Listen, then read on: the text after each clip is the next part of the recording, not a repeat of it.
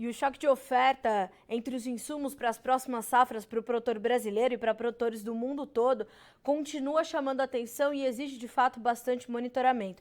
Nós temos acompanhado uma preocupação muito séria com a oferta escassa, ajustada de fertilizantes, e para os defensivos a situação é semelhante. Claro que ela tem pontos iguais, outros pontos diferentes, trata-se de um outro ambiente, mas as preocupações são mais semelhantes do que o atual cenário que se desenha. Para nós entendermos esse quadro, este cenário e trazer algumas explicações, inclusive, para o produtor, é que a gente convidou o Christian Lobauer, presidente executivo da CropLife Brasil, para nos trazer, portanto, esses esclarecimentos, essas perspectivas do que a gente deve ver para a próxima safra. Não é isso, Christian? É um prazer receber você por aqui. É um prazer sempre ter você conosco no Notícias Agrícolas. Boa tarde. Boa tarde, o prazer é meu estar com vocês no Notícias Agrícolas, estou à disposição. Christian, a primeira pergunta que eu queria te fazer é justamente essa.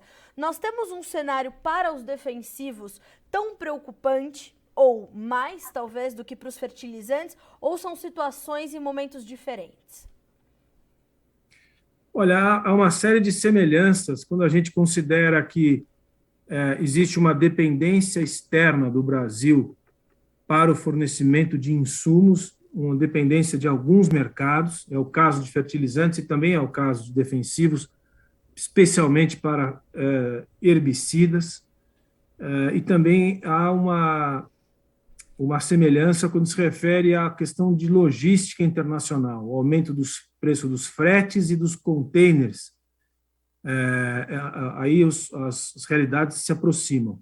Especificamente em relação a defensivos, que é o que a CropLife representa, acho que dá para descrever a situação da seguinte maneira. Essa safra que nós já estamos vivendo, a safra de verão aqui de soja, não haverá problemas que não sejam problemas localizados no fornecimento de alguns produtos, com destaque para alguns herbicidas, glifosato, glufosinato, acefato, que tem problemas localizados de entrega.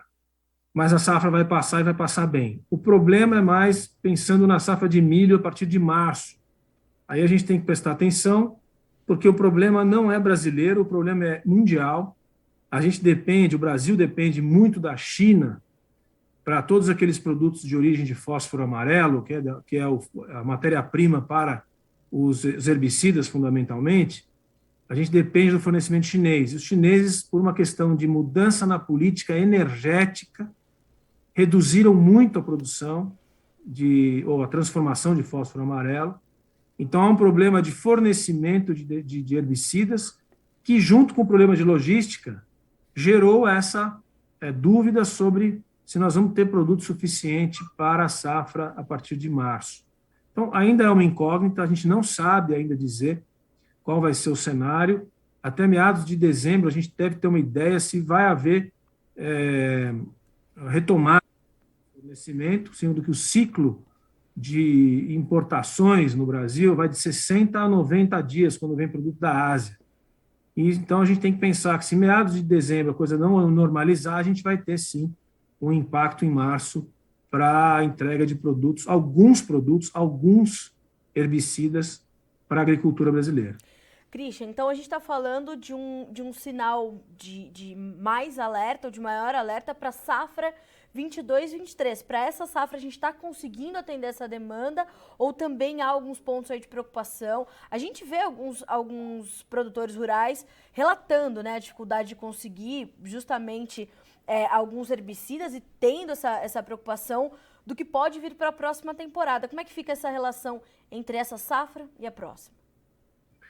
É verdade que nessa safra já há um ou outro problema localizado aí de atraso de entregas ou de encontrar produtos nas distribuidoras, mas eu repito, é uma coisa localizada e não vai ter um efeito geral na safra de grãos para esse final de ano aqui, início do ano que vem.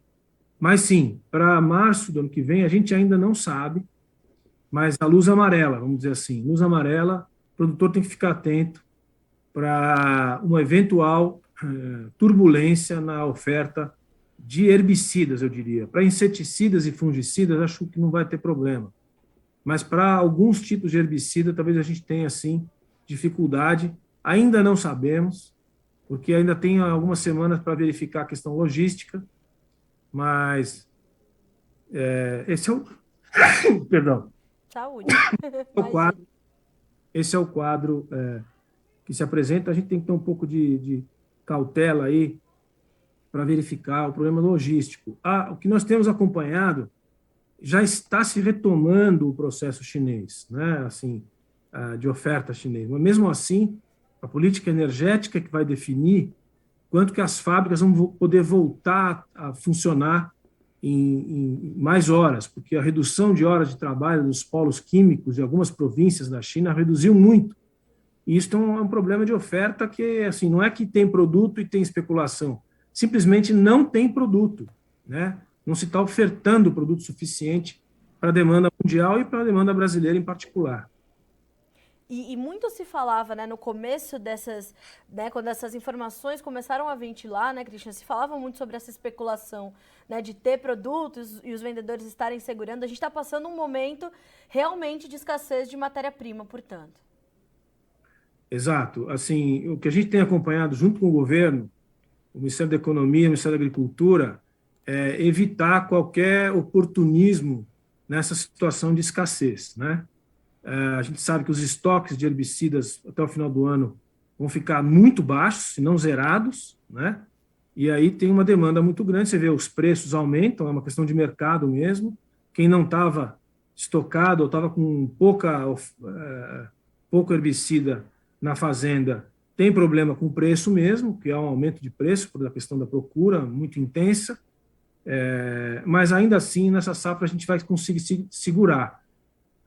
O que tem que se pensar agora é o planejamento da safra de milho de março. É isso que eu acho que o produtor tem que prestar atenção, tem que começar a se planejar e calcular aí, se na meados de dezembro, até terceira semana de dezembro, a gente não tiver um quadro um pouco mais claro sobre a oferta chinesa, aí acho que o produtor vai ter que se proteger aí com produtos pré-emergentes, pós-emergentes e outras alternativas de manejo que não substituem totalmente o herbicida, mas que mitigam o problema e o efeito, se continuar como está, o efeito deve ser, sim, na produtividade do milho a partir de março.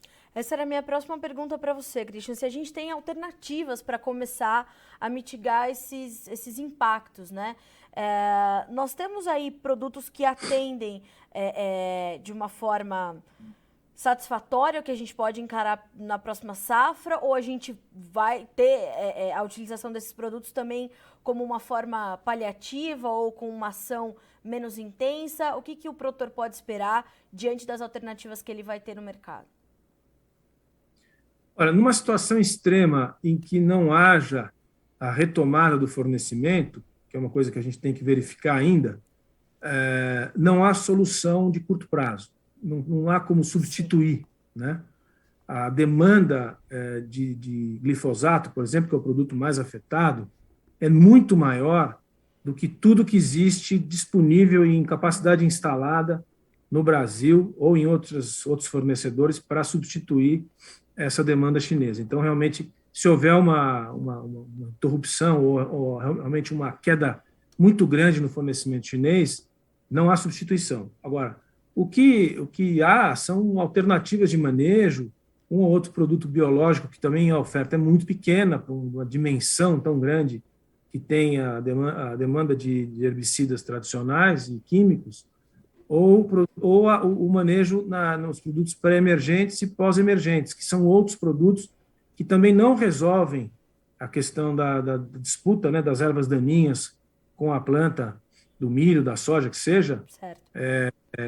Então, são decisões de mitigação, são paliativas, mas não resolverão o problema. O que a gente tem que ter um pouco de paciência é esperar as próximas semanas para ver se o quadro chinês de retomada da oferta retoma, né? Mesmo que seja só parcialmente, já ajuda muito a gente a acalmar um pouco o mercado e manter o produtor otimista que vai conseguir o seu produto lá em março. Christian, desde a última sexta-feira, o que dominou aí o noticiário nacional e internacional foram as notícias sobre a variante Ômicron, né, essa nova variante detectada inicialmente na África do Sul, que trouxe um susto para o mercado, todos os mercados derretendo. Hoje um dia de recuperação, que também não foi tão sólida e consistente como se sinalizava no começo do dia, mas também voltam as preocupações sobre essa retomada de algumas operações, as questões logísticas podendo se agravar novamente. Como é que o mercado, este setor do mercado recebe essas notícias e como isso pode agravar os problemas daqui para frente? Olha, eu ainda prefiro avaliar essas notícias da África do Sul com bastante reserva. As autoridades sul-africanas, do Botsuana, da Namíbia, de toda a África Austral, têm se manifestado de maneira bem mais serena do que as autoridades europeias, por exemplo, que já fecharam o mercado, já criaram toda quase que esse pânico retomado no mundo inteiro. Os casos na África do Sul não são tão endêmicos assim, não se espalhou de forma tão radical para se cair os mercados no mundo inteiro. Essa questão assim é preocupante, mas a gente já deveria observar com um pouco mais de calma. Para a agricultura brasileira, eu acho que ainda não há um efeito direto. O nosso problema é estrutural e não é só para o Brasil. O fornecimento de insumos ele vem de uma dificuldade que já vem da pandemia, mas ela vem aumentando desde abril desse ano. Isso vale para fertilizantes quanto para defensivos. Então, assim, o produtor tem que avaliar o quadro de uma maneira mais médio e longo prazo, não em relação a esse eventual foco de nova pandemia na África do Sul, mas do ponto de vista da análise da política energética no mundo inteiro, petróleo, gás, carvão e energia para a transformação das matérias-primas para a produção de defensivos agrícolas na China em particular. Eu acho que é isso que deve ser o foco do produtor hoje para entender o que fazer na próxima safra. Eu não me sensibilizaria muito ainda com essa questão sul-africana ainda não. Claro. Até porque, né, Christian, a gente consegue identificar o nascimento de algumas soluções quando uma crise se instala, né? A gente começou a falar sobre um plano nacional de fertilizantes, aumentar a nossa capacidade de produção. Quando a gente, e claro que isso são medidas de longo prazo, né? Mas que vão surtir efeito no longo prazo. Mas quando a gente fala de defensivos, a gente consegue acender um debate sobre essa dependência que nós temos das importações de alguns princípios ativos, algumas alternativas que nós teríamos para diminuir essa dependência. A gente consegue trazer luz de volta a esse debate? Então, esse eu acho que é o debate mais importante, mais interessante e, ao mesmo tempo, mais difícil, porque nós estamos falando aqui de política industrial, né? E esse é um debate que tem, desde a pandemia, ele tem sido retomado em vários países, inclusive nos Estados Unidos, que são esses setores da economia que ficam dependentes, muito dependentes do fornecimento de um ou dois países e da importação. É o caso de defensivos agrícolas e de fertilizantes. A política industrial é uma política pública, ela implica em planejamento. Você falar que vai começar a viabilizar ou incentivar fábricas no Brasil para desenvolver ou para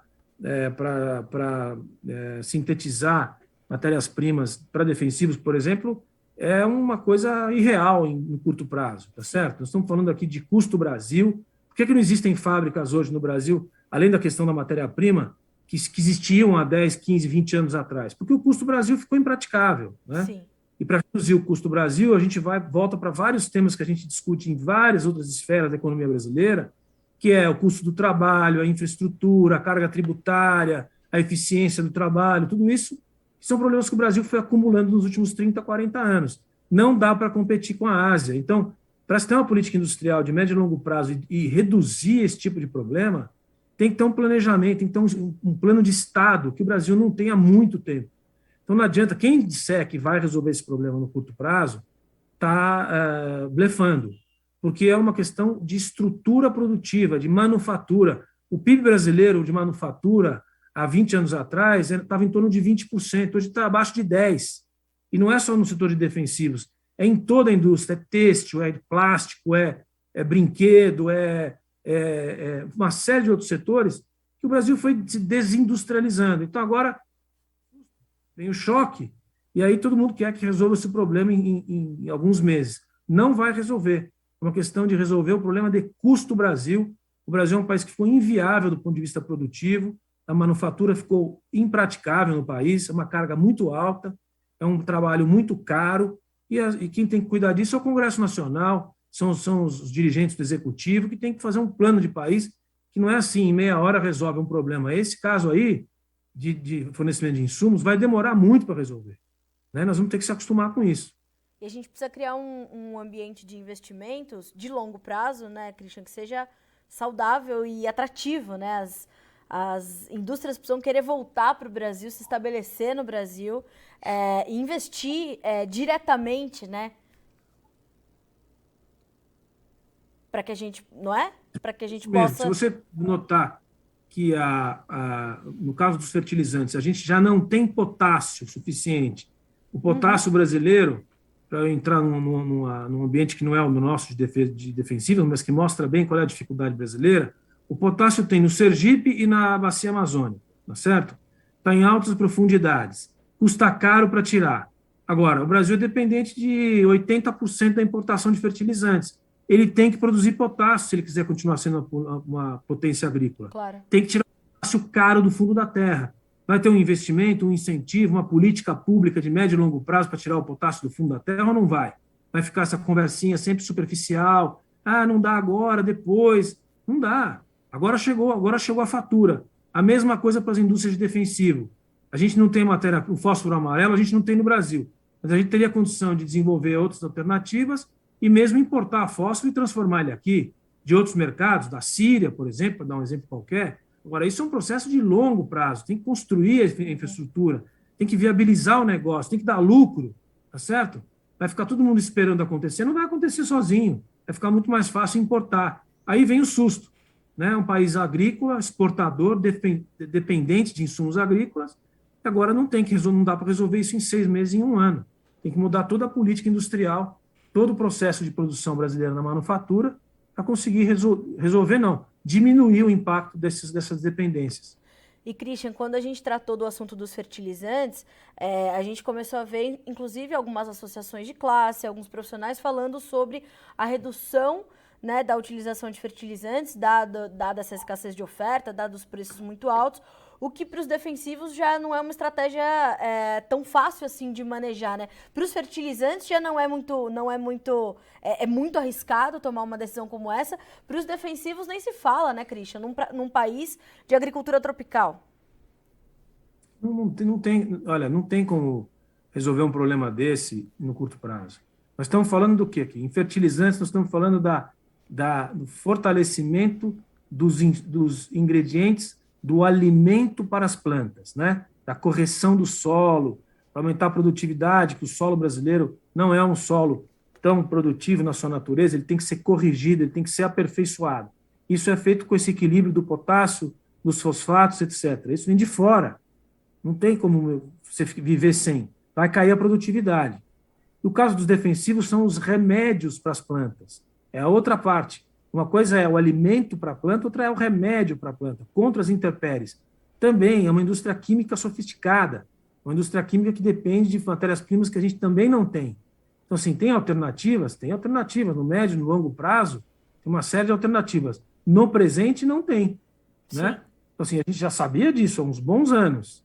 Então, agora que mudou a conjuntura internacional, a gente tem que correr atrás do prejuízo. Então, não adianta, no Brasil quer se resolver tudo na última hora, né? Não vai resolver. É um problema estrutural, internacional, e agora a gente tem que repensar, tem que ter inteligência, trabalho de inteligência, de interesse nacional, de organização entre os poderes da República, né? Redução de custo de produção, uma série de ações que não se toma de uma hora para outra. Christian, olha, é um prazer ter você sempre aqui no Notícias Agrícolas, né, com essas análises tão amarradas, tão completas, isso é muito bom. Todas as pontas ali alinhadas para a gente entender o atual momento. porque tudo isso se choca, né? Todos esses problemas que já eram conhecidos no Brasil se chocam com essas notícias da pandemia, que a gente está lidando com elas há 2 anos, e a gente teve tempo para fazer algumas coisas que nós não fizemos, e agora, como você mesmo colocou, né, Christian, chegou a fatura, e a gente vai ter que pagar e pensar em como diminuir esses custos todos para os próximos anos, né? Salvo a próxima safra que já está aí iminente, o custo muito mais alto que vai ter na temporada 2022-23, já para o milho safrinha 2022, né? É isso aí. Acho que a gente tem que viver com as aprendizagens, né? Você colocou bem, a pandemia ela veio e só trouxe mais complexidade para o processo logístico. O custo dos fretes e o custo dos containers é resultante da pandemia. Quando veio a pandemia e reduziram-se muito os fluxos comerciais, as linhas de frete foram reduzidas também. E o custo do container, como consequência, ficou muito alto, porque quanto mais tempo o container espera, tem menos linha, o container fica mais tempo esperando para ser trabalhado nos portos, os portos ficam com um gargalo, como estão até agora, muito grandes. Tem alguns casos, como Los Angeles, que teve um gargalo nunca visto, né? Fila de mais de 100 navios para descarregar, o container ficou muito alto. Então, se acumula esses custos com o impacto do custo energético, você tem um aumento absurdo nos insumos agrícolas, um país que não pode... Não é que nem se deixar o boi no pasto, né? Não dá para deixar o boi no pasto. Chegou a época da safra, tem que plantar, senão você perde a safra.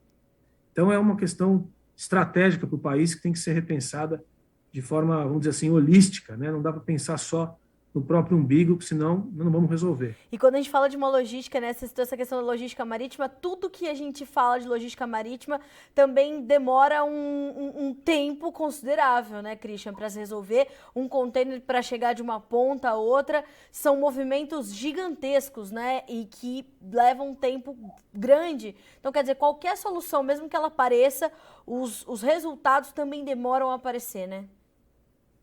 É isso aí. Eu tenho dado um exemplo muito, acho que é emblemático para todo mundo. Está chegando o Natal e provavelmente não vai ter presente suficiente para todas as crianças, porque, entre aspas, porque uma boa parte dos brinquedos também vem da China. E estão parados, né? Eles pararam de produzir. Também a logística é a mesma, os navios são os mesmos, né? Então tem muito pedido de loja aí para entregar presente no Natal que vai chegar em janeiro, se chegar. Então, é um pouco o desafio que a gente está vivendo nessa reestruturação aí, dessa coisa de turbulência estrutural na logística mundial, que nós vamos viver em 2022 aí, e vai ser uma experiência diferente para todos os setores da economia. Christian, mais uma vez te agradeço por estar conosco aqui no Notícias Agrícolas, por trazer toda essa perspectiva ampla do atual momento. Você é sempre muito bem-vindo aqui, as portas são sempre abertas para você e para todo o time da CropLife Brasil. Obrigada mais uma vez. Obrigado a vocês, prazer em falar contigo. Prazer é nosso. Até mais. Christian, um abraço. Abraço. Senhoras e senhores, Christian Lobauer, presidente executivo da CropLife Brasil, um grande conhecedor do agronegócio brasileiro e mundial. O Christian, portanto, traz a gente focou bastante na questão dos defensivos, né, que é a expertise ali da CropLife, falar mais sobre os defensivos, tratar deste mercado, acompanhar este setor. E o Christian é bastante claro, né? A gente tem um problema, isso vem sendo falado aqui no Notícias Agrícolas há tempos. Nós temos uma dificuldade de oferta de matéria-prima para a produção de alguns herbicidas e principalmente o glifosato. Né? O glifosato é o maior problema aí quando a gente fala de defensivos. Como o Christian acabou de falar, inseticidas talvez não tenhamos, né, a mesma condição. Então, a gente tem ali os herbicidas num momento, e os fungicidas também não, mas os herbicidas sim, esses sim, deverão ter um problema, são um problema difícil de resolver e deverão ser problemas resolvidos no longo prazo. A gente tem um problema logístico, estrutural, há uma dificuldade de matéria-prima na China, há uma redução na produção chinesa em função do problema e da crise energética, que não se dá só na China, mas a gente está falando de uma crise energética global, né? E tudo isso ganhando ainda mais complexidade, nas palavras do próprio Christian Lobauer, pela pandemia, né? Então a gente tem um momento bastante delicado esse choque na oferta de insumos já é algo que vem sendo discutido desde o finalzinho do ano passado, e a gente vem vendo essa situação se intensificar em 2021 e vai explodir naturalmente na safra 2022-23 para produtores rurais no mundo todo. E o primeiro a sentir vai ser o produtor norte-americano, também como os especialistas já vêm colocando aqui.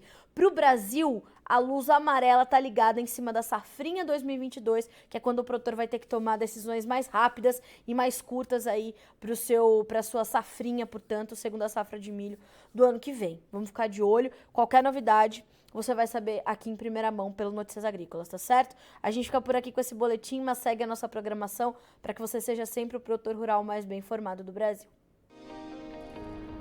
Se inscreva em nossas mídias sociais no Facebook Notícias Agrícolas, no Instagram @Notícias Agrícolas e no nosso Twitter @Notiagre. E para não perder nenhum vídeo, não se esqueça de nos acompanhar no YouTube e na Twitch, Notícias Agrícolas Oficial.